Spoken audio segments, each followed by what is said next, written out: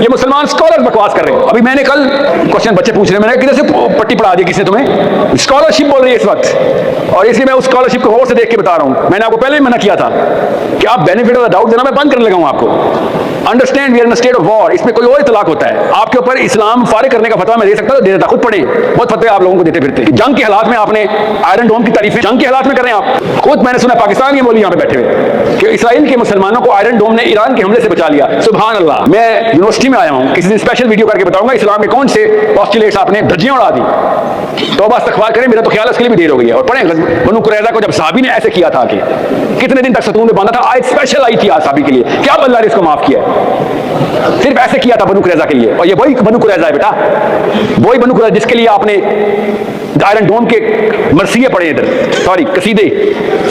Israel के अंदर बैठे हुए मुसलमानों को बचाना मकसद नहीं है, समझें। हुम मिन हुम, ये हदीस भी खोल के देख लें, कहां से निकाली ये भी देख लें, आपको हदीसों का बहुत पता है। हुम मिन हुम, ये इतनी बेसिक्स नहीं आपको पता, और लड़कों को कंफ्यूज कर रहे हैं कि आयरन डोम ने इसराइल के बच्चे बचा लिए। मुसलमान इसराइल के अंदर भी रहते हैं, वो बच गए, शाबाश। इसमें तो तालियां बनती है वैसे। वो आयरन डोम वाले मसले पे और वो जो इंजीनियर साहब ने एक ज़ाहिर बताई है, गोया कि मैं भी एग्री नहीं करता इस चीज़ पे उनसे कि कोई जो उन्होंने बताई है कि भाई अब मुसलमान क्या कर सकता है, वो पावरफुल है, वो F-32 इतना यूं उड़ जाता है और F-16 से कैसे लड़ेंगे। देखिए, तो वो तो बदर का कॉन्सेप्ट यही तो था कि 313 के आगे कोई हज़ारों थे, लेकिन अल्लाह ताला की जो गैबी मदद और अल्लाह ताला की जो हिम्मत से मुसलमान लड़ता है। मुझे यहाँ एक मिसाल, सॉरी आपको इंटरप्ट कर रहा हूँ, हज़रत इब्राहीम की खलीलुल्लाह, जब उन्हें आग में डाला गया तो गिरगिट ने आग भड़काई और कबूतर ने वो की, ना वो आग भड़का पाया ना कबूतर बुझा पाया, लेकिन तारीख याद कबूतर को करेगी। उसने कम अज कम उसने कहा कि मैं भड़काने में से तो नहीं हूँ भाई। वाह। बाकी आयरन डोम सिर्फ आयरन डोम नहीं है, इनके पास मल्टी लेयर्ड डिफेंस सिस्टम है। जी, सिर्फ आयरन डोम जो है वो मतलब है कि मैं दिलेरी से ये कह सकता हूँ कि आपकी हिफाजत शेख अब्दुल कादिर जिलानी ने नहीं की है, बल्कि आयरन डोम सिस्टम ने की है। ऐसी बात है, बिल्कुल ऐसी बात है। माशाल्लाह, आपको नई जिंदगी मुबारक हो। हजरत आयरन डोम सिस्टम हाफिज़ाहुल्लाह ताला की बरकत से आपको नई जिंदगी मुबारक हो।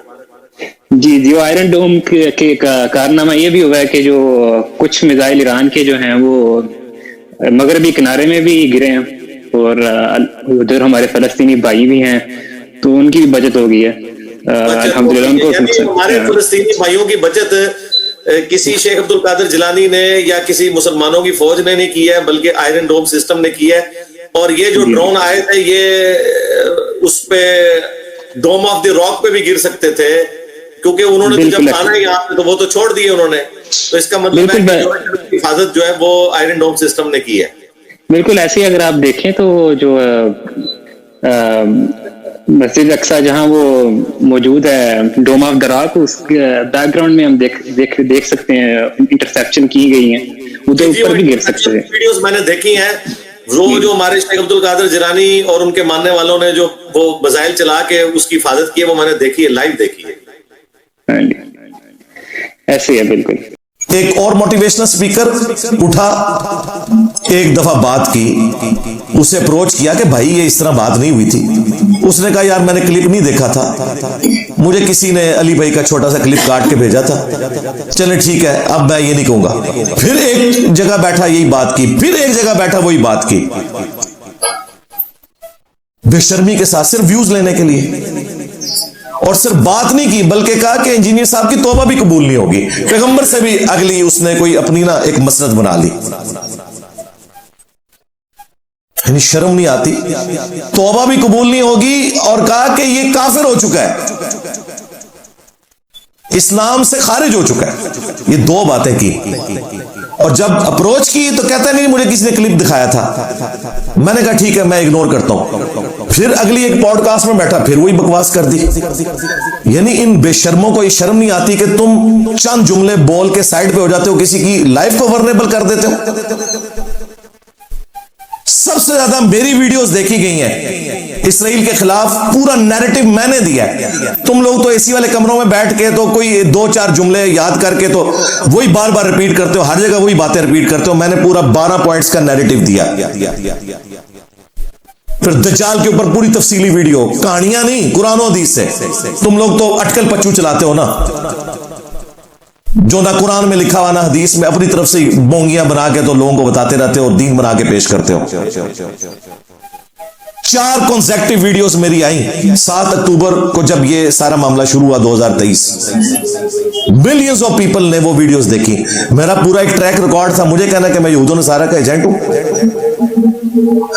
फिर ये भी जो ताजा पॉडकास्ट रिकॉर्ड हुई ना, वो जिस एंकर ने की, मैंने उसको फोन किया। अब ज़ाहिर है उसके साथ मेरा भी एक ताल्लुक है, मैं नाम नहीं लेता एहतरामन। मैंने कहा यार तुमने क्या हरकत की है। कम से कम पौना घंटा मेरी उससे बात हुई फोन पे। मैंने कहा मुझे ईमानदारी से बताओ तुमने वो क्लिप देखा है मेरा आयरन डोम वाला? कहता नहीं क्लिप नहीं देखा, मैंने तो सुना था। मैंने कहा तुम्हें फिर ये जेब ही नहीं देता था, तुम जितने कॉन्फिडेंस से माशाल्लाह बैठ के वहां सवाल कर रहे हो कि हमारा ईमान भी शर्मिंदा हो रहा है तुम्हारे सामने कि ये कोई हमसे बड़ा मोमिन है, जब तुमने चीज देखी नहीं है। और दूसरा, अगर देख ली तो पहले मुझसे पूछते ना, मेरे बारे में राय कायम किए तो मुझे फोन करो, मैं तो एक फोन कॉल पे अवेलेबल हूं तुम्हारे सामने। और तुमने बैठ के ये सवाल किया, नहीं जी मैं वो कटिंग करवा देता हूं अपनी पॉडकास्ट में। मैंने कहा मैंने इसके लिए तो आपको कहा ही नहीं है। मेरे खिलाफ जो गालियां भी अपलोड की हैं, मैंने कभी वो नहीं कहा कि वो आप डिलीट करें। सिर्फ तुम्हें बता रहा हूं कि तुमने अपनी आखिरत बर्बाद की है झूठा इल्जाम लगा के, और क़यामत वाले दिन तुम दोनों का गिरबान मैं पकड़ूंगा, माफी नहीं होगी तुम्हारे लिए। ये तकफीरी सोच है तुम्हारे अंदर। खैर उसने कहा जी आप, मैंने कहा मैंने क्यों कहना है, मैंने ये कहना है कि डिलीट ना करो ताकि तुम लोगों की असलियत लोगों को पता चले। खैर उसने डर के माने उसमें से कटिंग कर दिया ऑनलाइन। चले आपको पता भी चल जाएगा कि वो कटिंग क्यों हुई थी, वो उसने खुद की। मैंने उसको आखिरी वक्त तक मना किया, मैंने कहा कटिंग नहीं करनी, वरना तुम लोगों की असलियत कैसे लोगों को पता चलेगी। और मैंने उसे फोन पे कहा कि मैं इसकी क्लैरिफिकेशन भी नहीं दूंगा। हमारे स्टूडेंट्स को पता है, अरे 2-4 सर फेरे लोग, उनको तो पैगंबर भी हिदायत नहीं दे सकता, हमने कहां से देनी है, हम तो सिर्फ दावत देते हैं। लेकिन वो डिलीट हुई, फिर एक खबर बनी, फिर वो पहले से किसी ने डाउनलोड करके रखी हुई थी, उसने और चैनल से चढ़ाई, फिर खबर बनी, वो तमाशा ही बन गया। फिर मुझे आज बाई चांस ख्याल आया, मैंने कहा आज मौका है मैं रिबटल कर दूं। फिर कुछ शिया उलमा, कुछ सुन्नियों में घुसे हुए शिया उलमा, मुफ्ती हजरात, उन्होंने भी एक एक करके क्लिप मेरे खिलाफ बनाना शुरू कर दिया।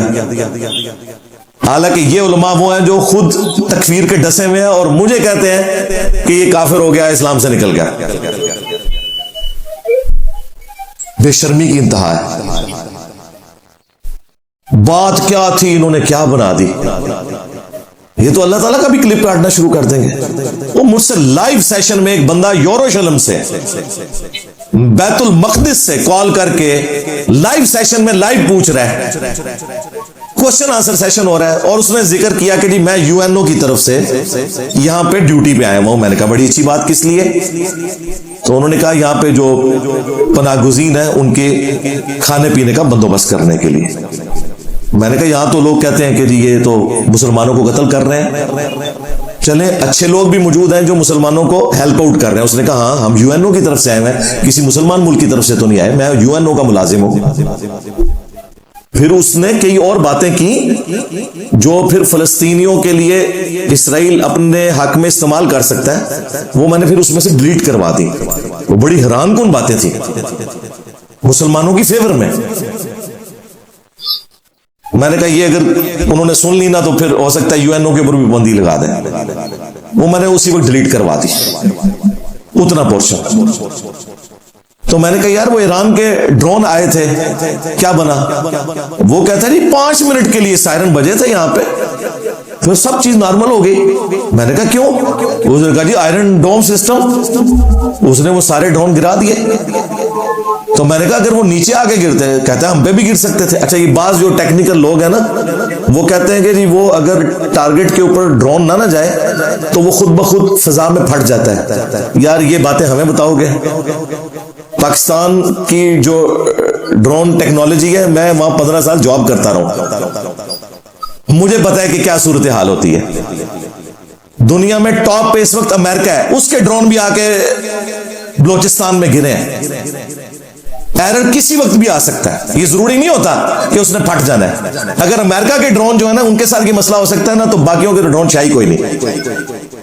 ज़ाहिर है एक इलेक्ट्रॉनिक डिवाइस उसके अंदर लगी हुई है, एरर तो आ सकता है, मुमकिन है गिर सकते थे। तो मैंने उससे कहा अजराए तफन्नुन ने ये बात की।